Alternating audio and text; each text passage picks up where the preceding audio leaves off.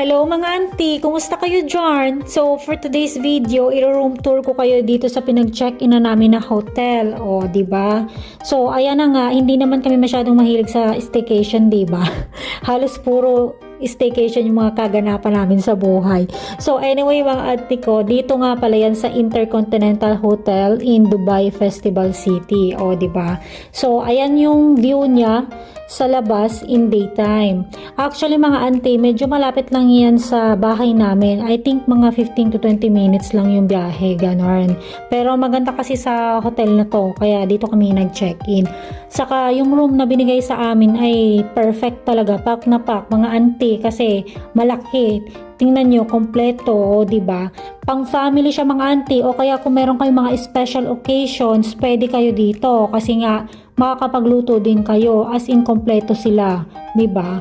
So eto nga din pala yung room namin, although sakto lang to sa amin, hindi naman super laki, pero okay na to sa amin kasi kaming dalawa lang naman ang angkol. Saka tutulungan lang namin to mga ante kasi syempre sayang ng mga amenities kung hindi natin gagamitin, 'di ba?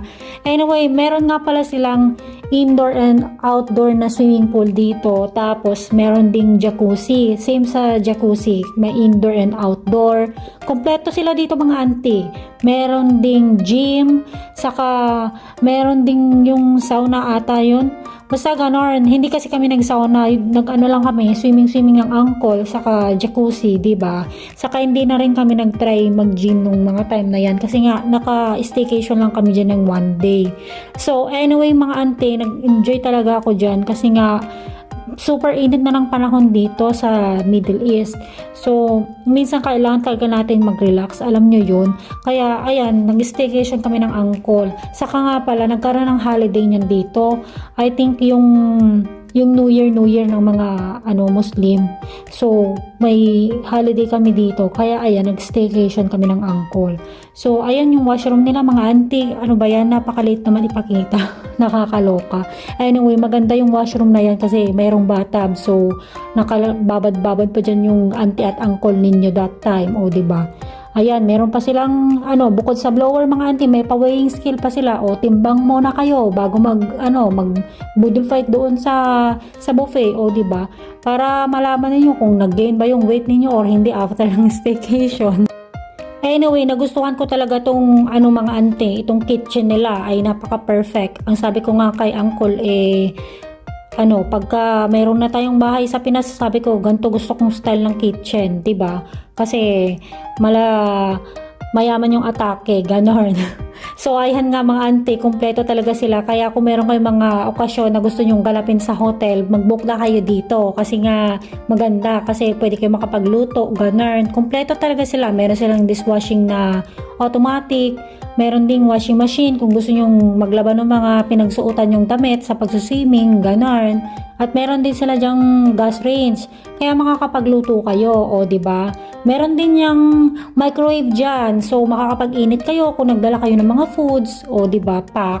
Sana all.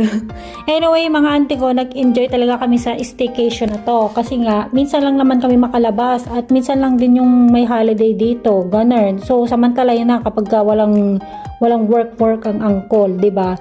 Kasi nga puro na lang work. Syempre, kailangan din natin mag-relax paminsan-minsan. Sabi nga nila, money can't buy happiness daw. Which is true naman. Hindi naman talaga nabibili ng pera yung tunay na kaligayahan, di ba? But, of course, for us kasi, money can create memories that we'll treasure for a lifetime. O, di ba? Napa-English na yung auntie ninyo. Kasi nga, mga auntie, every travel, every place na pinupuntahan namin, it's not about the destination or the place, okay? It's about the experiences we share together. Yung every trip, of course, it becomes another happy memory na alam naming babalikan namin someday. Kasi hindi lang tayo bata mga auntie, darating yung time na tayo ay tatanda, di ba? So, who knows, baka hindi na natin maalala kung magkano yung nagastos natin sa bawat travel, but I'm sure maaalala natin kung gaano tayo kasaya ng mga panahon na iyon, yung tawanan, yung adventures, yung spontaneous moments, ganon, o diba? At of course, yung quality time na kasama natin yung mga mahal natin sa buhay. So, yeah, of course, money can't buy happiness, but it helps us create those moments that makes us genuinely happy. Ganon. Of course, it gives us the chance to experience life, explore new places, and of course, make memories with the people we love. So, for us kasi mga auntie, we'd rather spend our money creating memories than collecting things kasi yung mga gamit, pwedeng masira yan, di ba? Mawala o mapalitan.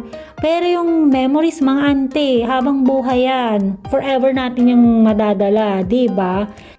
Pero wait lang mga auntie, huwag niyong isasama dyan yung gold, okay? Kasi alam niyo na, investment yan syempre. Anyway mga auntie ko, reminder lang ha, life is too short. So let's enjoy every moment, okay? Huwag na nating ubusin yung oras natin sa negativity, my God. Sa mga negative people, stress, at sa mga bagay na wala namang magandang maidudulot sa atin. Just stay positive, keep your faith, and always remember that God is always with us. Kasi minsan may mga plano tayo sa buhay na hindi nangyayari, but I believe that's because God has a better plan for us. So kung nag-enjoy kayo sa vlog natin na ito mga auntie, don't forget to like, follow, share, and subscribe. See you on our next Chikables mga auntie. Bye!